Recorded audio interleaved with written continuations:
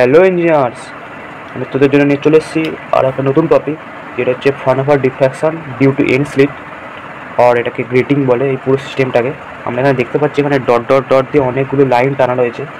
আমরা যদি এটাকে জুম করে দেখাই তাহলে অনেকটা এরকম আছে, এরকম অনেকগুলো আছে। আর এই যে মাঝের গ্যাপটা, এটা হচ্ছে স্লিট উইথ। আর এই যে এটার মধ্যে আর এটার মধ্যে যে সেপারেশান, সেটা হচ্ছে বি, যেটা হচ্ছে সেপারেশান উইথ। আমরা ডবল ডিফ্র্যাকশানে যেটা দেখেছিলাম, এই সিস্টেমটা দেখেছিলাম, যেখানে সেপারেশানটা বলছে বি আর এটাকে বলছে এ। এইটাই অনেকগুলো থাকে, এই উইথটা ইকুয়াল হয় আর এই মাঝের গ্যাপগুলো সবার মধ্যে সেম থাকে, মানে বিও সেম হয় এও সেম হয়। এরকম অসংখ্য থাকলে ওই সিস্টেমটাকে বলে ডিফ্র্যাকশান গ্রেটিং, অথবা ডিউ টু এন্ড স্লিট বলে। তো এইটাতে এটা মনোক্রোম্যাটিক লাইট, মানে একটাই ওয়েভ থাকবে, মানে হোয়াইট লাইট নয় যে অনেকগুলো আলো থাকবে। তো একটাই ওয়েভ লেন্থের লাইট হবে। তো এটা পড়লে এরকম হয় আর কি। এটা হচ্ছে থিটা অ্যাঙ্গেল খুব পড়ে থাকে, এই যে মাঝের অ্যাঙ্গেলগুলো থিটা, মাঝের অ্যাঙ্গেলগুলো হচ্ছে থিটা। আর এইটা হচ্ছে একটা পয়েন্ট হচ্ছে, আর যদি এই পয়েন্টের সমস্ত কিছু পড়ে, এটা হচ্ছে সেন্ট্রাল ম্যাক্সিমা, মানে সেকেন্ড অর্ডার বা যেটা সিঙ্গেল স্লিটে ডবল স্লিট যে ডিফ্র্যাকশান ছিল, সেইটারই হচ্ছে জেনারেলাইজ টার্ম। মানে এই এন স্লিট থেকে আমরা সিঙ্গেল স্লিটে এক্সপ্রেশন পাবো, ডবল স্লিটে পাবো এবং আরও পাবো। এটা একটা জেনারেলাইজ ফর্ম। তো এবার একে একে বাকিগুলো দেখে নিই। এরপর চলে আসছে রেজাল্টেন্ট অ্যাম্পলিটিউড। আগে একটা কথা বলে দিই, যেটা হচ্ছে পাথ ডিফারেন্স আর ফেজ ডিফারেন্স। এইটা সিঙ্গেল মানে ডবল স্লিট ডিফ্র্যাকশানে যা এসেছিলো সেইটাই এর ক্ষেত্রেও হবে, তাই আমি দেখালাম না। ওই দুটো সেম হবে, পাথ ডিফারেন্স আর ফেজ ডিফারেন্স।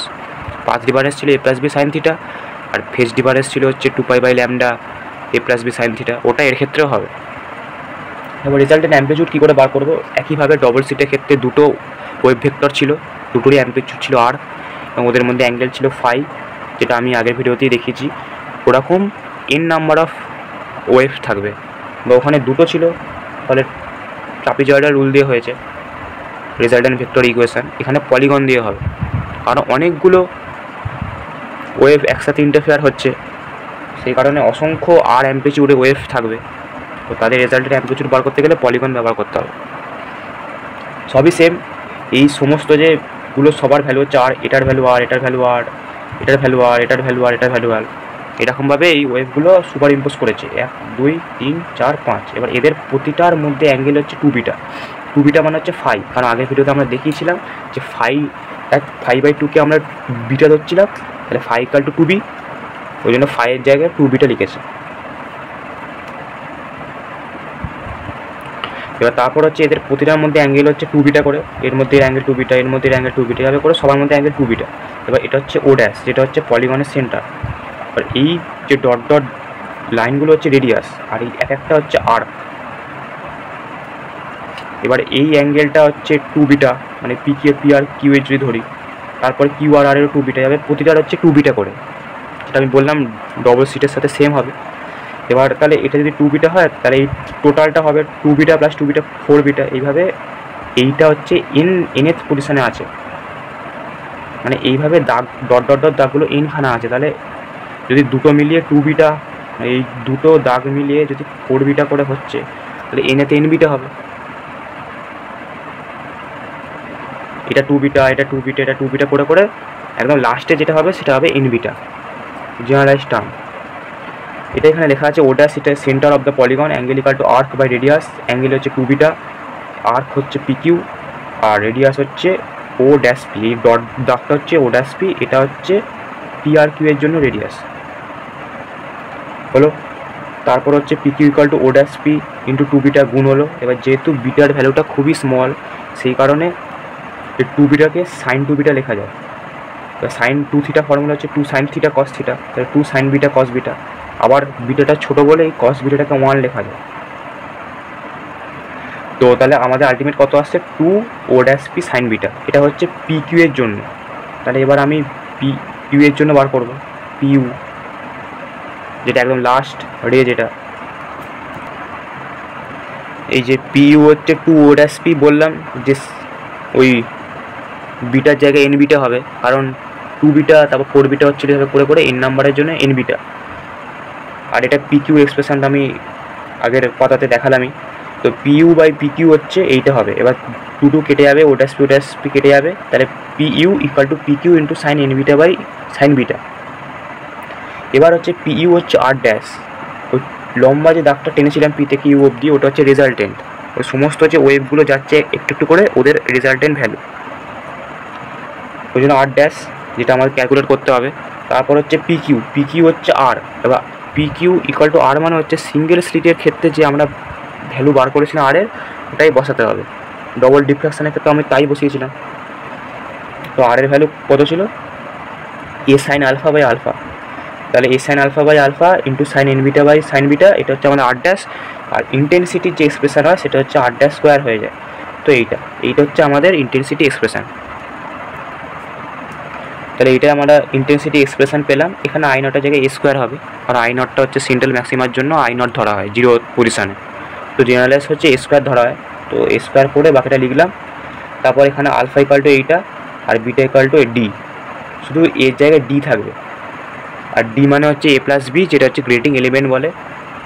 এনটা হচ্ছে number of rulings per unit width of grating, এর ওপর অঙ্ক আসে, যেটা এ প্লাস বি হচ্ছে গ্রেটিং এলিমেন্ট। এনের জায়গায় 1 বসালে আমরা সিঙ্গেল সিটের জন্য পাবো, আর এনের জায়গায় 2 বসালে আমরা ডবল সিটের জন্য পাবো। তাই সেটাই বললাম, এটা একটা জেনারেলাইজড ফর্ম হলো।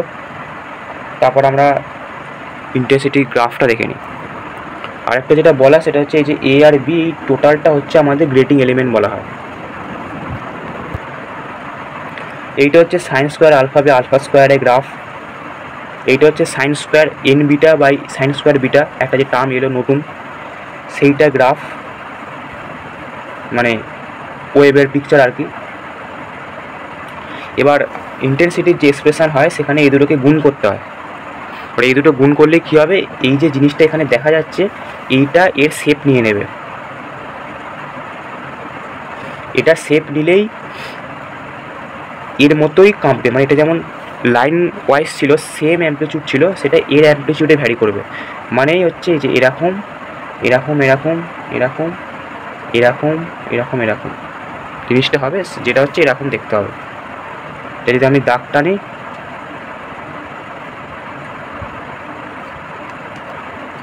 এই যে এটা হচ্ছে আমাদের রেজাল্টেন্ট ডিফ্র্যাকশন প্যাটার্ন, যেটা হচ্ছে এই পয়েন্টটা হচ্ছে first order principal maxima, sorry central principal maxima. এইটা হচ্ছে ফার্স্ট অর্ডার প্রিন্সিপাল ম্যাক্সিমা, এটাও ফার্স্ট অর্ডার প্রিন্সিপাল ম্যাক্সিমা। আর এই যে মাঝে যে ছোটো ছোটো মাথাগুলো রয়েছে এগুলো হচ্ছে সেকেন্ডারি ম্যাক্সিমা, এইগুলো হচ্ছে প্রাইমারি ম্যাক্সিমা, আর এই ছোটো ছোটোগুলো হচ্ছে সেকেন্ডারি ম্যাক্সিমা। এটা হচ্ছে 0th অর্ডার মানে সেন্ট্রাল, এটা ফার্স্ট অর্ডার প্রিন্সিপাল ম্যাক্সিমা, এটাও ফার্স্ট অর্ডার প্রিন্সিপাল ম্যাক্সিমা। আর এই মাঝের ছোটো ছোটোগুলো হচ্ছে, মানে এদের দুজনের মাঝে ছোটো ছোটো যে পিকগুলো সেগুলো হচ্ছে সেকেন্ডারি ম্যাক্সিমা, আর এই যেগুলো বন্ধ হয়ে আছে সেগুলো হচ্ছে সেকেন্ডারি মিনিমা। বাট আমরা ম্যাক্সিমার মিনিমার এক্সপ্রেশনটা দেখে নিই।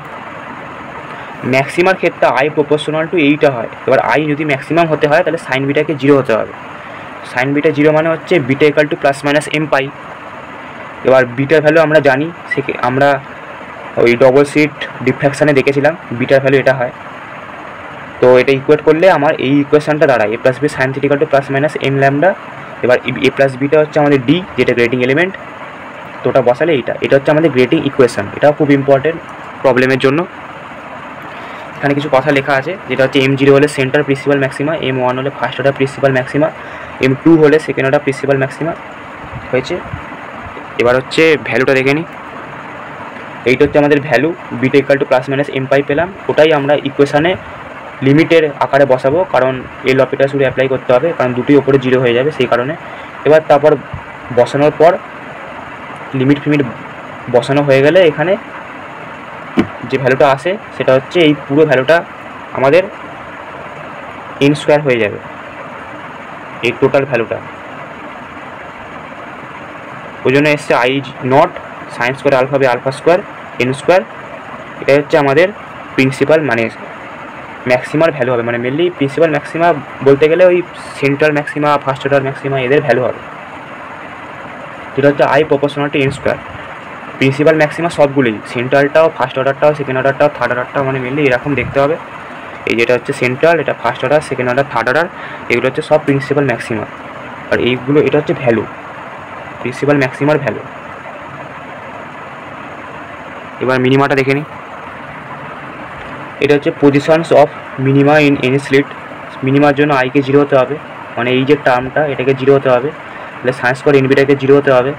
তারপর এনবিটা তাহলে ভ্যালু কত হবে, প্লাস মাইনাস পি পাই, তাহলে বিটা ইকুয়াল টু হবে plus minus P pi by n. এবার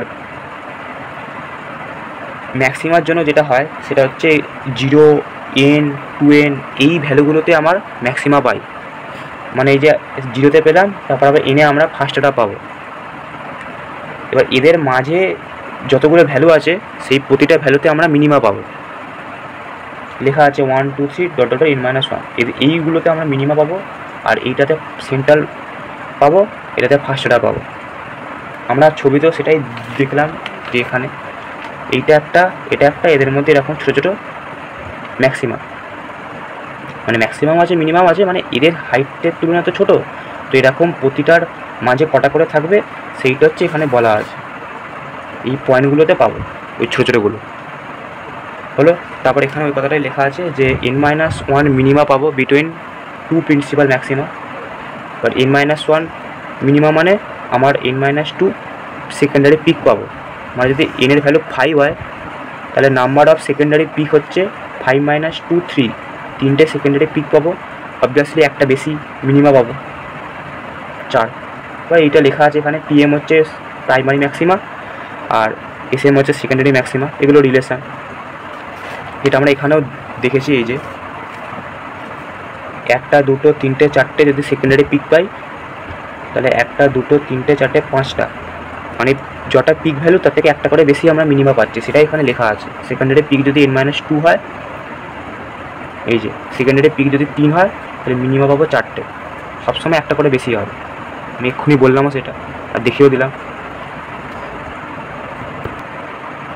আর একটা জিনিস যেটা দেখে নিই, ছোট্ট জিনিস, সেটা হচ্ছে a+b=1/n, সেটা আমি বললামই।